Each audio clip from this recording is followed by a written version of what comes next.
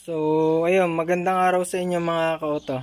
Short video sharing lang dito sa ating kotse ng aking bayaw. Yan, Lancer Pisapay or kahit sa anong uri naman ng sasakyan, mga kotse. Yan, ang babahagi ko naman sa inyo ngayon, itong ating gagawin dito. Ang makina nito ay Ford G13.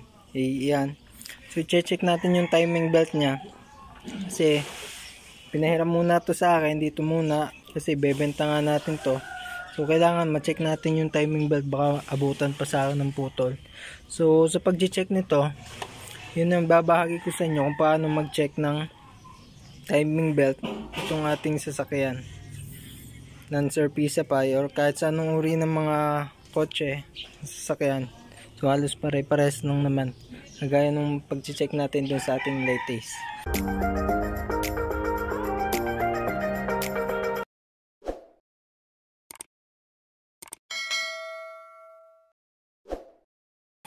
So ito, may dalawang tornilyo lang. Ito yung engine nya.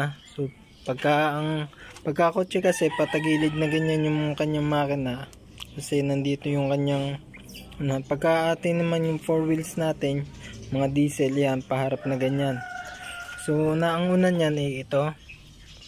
Dito sa may plastic nito, nandito yung kanyang timing belt. So may tornilyo dito, 10mm. Ayan. So nakalas ko na yung isa. Ito, kakalasin naman natin itong kabila. Ayan.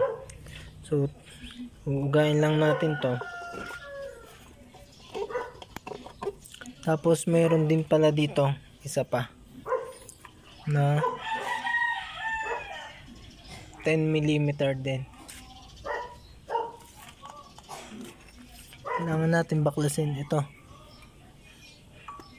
Itaga ito. So, baklasin din natin to. Kalimutan kong baklasan. Meron pa pala dito.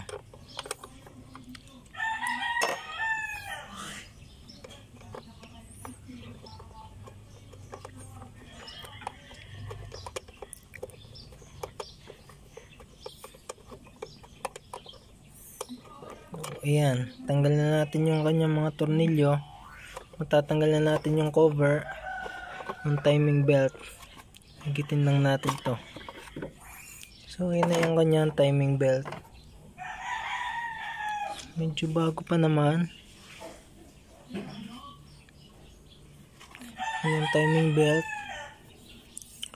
So medyo makintab lang ng konti. Pero wala pa siyang crack. Pwede pa to. Ilalim, hindi natin makikita eh.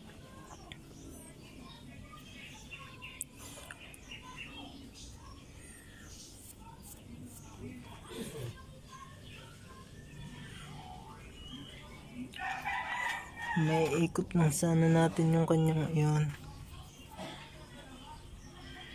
Testingin natin. Check ko lang to.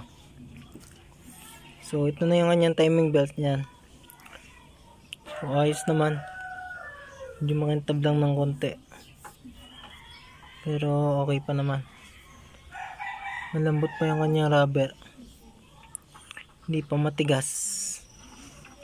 So ayos pa to. Check ko rin yung maigi yung iba pang part niya.